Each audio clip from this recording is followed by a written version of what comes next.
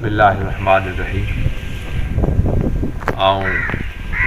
अवां खे अर्ज़ु करणु चाहियां थो, फ़क़ति अवां खे ख़बर त आहे पर वरी तवजो उन पासे करणु।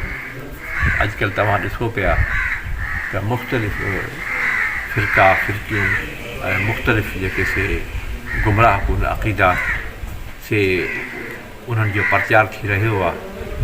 हिकिड़ा माण्हू आहिनि जेके औलिया अलाह जा दुश्मन आहिनि, उन्हनि जे ख़िलाफ़ु बकवास कनि था। हिकिड़ा माण्हू उहे आहिनि जेके सहाबा किराम जे ख़िलाफ़ु ॻाल्हाइनि था। ख़ुदि रसूल सल्लल्लाहु अलैहि वसल्लम में अलाह तबारक व तआला जे ज़ात जे लाइ बि हू जेको तुहमत कलामी कंदा रहनि था। उन्हनि जे सदे बाबला मूं इहो सोचियो त पहिरीं असीं पंहिंजे घर खां शुरू करियूं। ॾिसो, पंहिंजा जेके ख़लीली उलमा आहिनि उन्हनि खे अपील थो करियां त उथो, निकिरो, घर छॾियो ऐं महिनत करियो, माण्हुनि खे मुतहिद करियो, उलमाए किराम खे ऐं उलमाए किराम खे मुतहिद मुतफ़िक़ करियो। ऐं उनजो इलाजु इहो आहे, हल इहो आहे त पहिरीं असीं पंहिंजी जमात ठाहियो, ख़लीली उलमा गॾिजनि, जमात ठाहिनि, उन में को हर्ज कोन्हे को। पोइ उन प्लेटफॉर्म तां तव्हां माण्हुनि खे पैगाम ॾियो त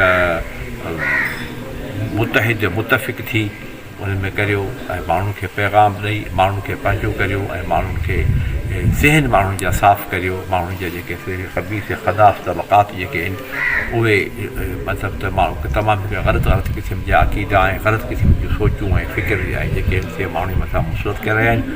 उन्हनि जे सदे बाबला करे हीअ ज़रूरत इन ॻाल्हि जी महसूसु थी त जंहिंमें ते ख़लीली जमात जे उलमा खे मुतफ़िक़ मुतहिद करे हिकु प्लेटफॉर्म ते गॾु कजे।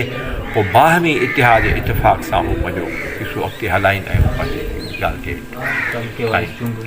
ऐं पोइ वरी उन में इलाइक़े जेके आहिनि उन इलाइक़े में वधीक उनखे मज़बूत ऐं मुनज़म करण जे लाइ पोइ उन में अज़ला ते तालुक़नि ते ज़िलनि ते डिवीज़न ते सूबे ते पोइ इन में वही जेको सो क्या बॉडी ठाहिजे उन्हनि जी ऐं उहा ठाहे उनजे मथां उन्हनि खे उहो कजे, उहो हलाइजे त उन में वधीक जेको सो फ़ाल ऐं मुतहरिक थींदा।